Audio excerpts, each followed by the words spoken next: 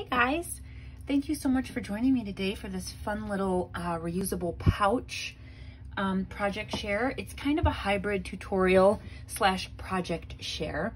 I can take no credit for these pouches, obviously. I was watching Muriel at Miss Cooper's Coop, as I am wont to do, and she was saying she was over at Putsomeblingonit's channel, and Putsomeblingonit has a tutorial of how to make this envelope, and it's a really good one. But they have a stamp, gosh, I can't even talk. They have a snap press, and I don't. And I wanted to make the envelopes, they're laminated and they are reusable. And I wanted to make mine using what I had on hand because I really wanted to make them last night. So I gathered together some supplies, and I'm gonna show you what I used. And if you wanna watch, I'm gonna show you how I did mine, but I'm not gonna do the whole tutorial. If you're curious as to how to make the envelope, definitely go to Putsomeblingonit's channel, and she does a great job showing. So what I used for this project was some paper that I had on hand, and I chose, for this little set, I used Flourish, a 12 by 12 Flourish pad. I used a couple of punches, some bling dots, and I used, of course, my envelope punch board, and then these fastener dots from the Dollar Tree, which I had hauled recently. I am shocked at how sticky these are, you guys. They're awesome. So I did make these last night, and nothing has pulled up and nothing has come undone.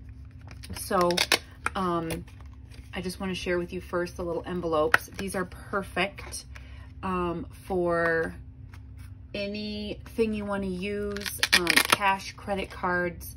If you want to use it more like a wallet in your purse, you can put, you know, receipts in it, or if you're somebody who does that cash budgeting, you can do that. If you want to do Happy Mail, you can put stickers and ephemera and everything in here. I'm serious, you guys, these are really sturdy. I used 3mm laminators because that's what I had on hand, but you don't even really need to laminate these if you don't want to. But I just think they turned out really cute. And then I have a tutorial of how to make these. If you're interested, it's just from a few weeks ago. So if you want to learn how to make the closure, you can learn there. So now I want to give you guys a quick idea of how I did mine versus how they did theirs, since I don't have that snap maker. You want to use your envelope punch board, and this is the 8.5 by 8.5, and there's actually only one 8.5 by 8.5 inch folder size. So that's what I did, and you use your punch board to get this paper, okay? And then once you insert the paper into the laminating pouch, it's gonna come out looking like, sorry, I taped this one down so it wouldn't be so cumbersome. Hang on, let me take the tape off here. Okay, so you're going to end up with this laminated piece of paper. And then you want to very carefully fold it down, and Putsomeblingonit shows you how to do that. I did end up using my bone folder just a little, but I'd go slow, you guys, and be careful. Because honestly, these at-home laminators, every single one turned out a little bit different type of sturdy. So once you have your laminated piece of paper and you have trimmed, you know, all your holes and everything, and again, she shows you how to do that, you put your tape on. And one thing I wanted to share with you guys is that you do want to orient your paper once it's cut. So it doesn't really matter, but for these, I don't love the way this, I love this paper, but I don't love the way this turned out. I did orient it as best I could, but paper without a direct upright and upside down is honestly probably a little bit better for these projects, because the envelope is hard to, you know, it's hard to figure out where it's gonna go. So you want to tape that down with your red line tape. And I was instructed by the tutorial to use red line tape. I'm so glad I did, because it works great. I'm just gonna go ahead and smooth this down a little bit so it's nice and sticky. And you want to make sure you know, don't put the tape at the top here. And then I just made this really simple bow, using a bow from the I want to say from the collection, the paper pad collection. And I'm going to secure it with hot glue to this part here. And I like it just because then I can kind of reposition it a little so it's where I want it. Plain frame, there we go. Okay, so I got it where I want it. Now I'm just gonna even it out and push it down. And we're gonna pretend that I pushed longer, okay? So now you've got your adorable little closure there. Oh, it's a little bit crooked, dang. But you know what? I mean, it's handmade, what are you gonna do? Okay, and then once that is on, you wanna take your, oh golly, I just had them in my hand. What did I do with them? Here they are. You wanna take your Crafters fastener dots, and this is like a male-female situation, if you wanna call it that. This is how I did it. I put them on top of one another because you guys, these are sticky and you don't want to be manhandling them to where they're going to lose their stick. And the reason why I add this first is this is sort of like your natural, where you're going to grab to open and close it so it becomes secure. So you kind of want to position your dot pretty close to the center of your embellishment, okay? If that makes sense.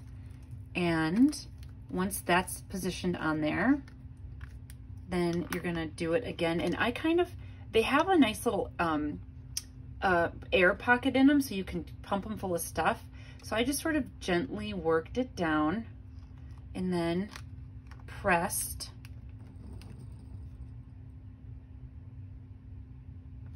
Okay, and there you go.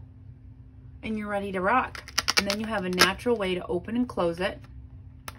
And the embellishment sort of acts like a secure, it sort of stabilizes it a little bit too.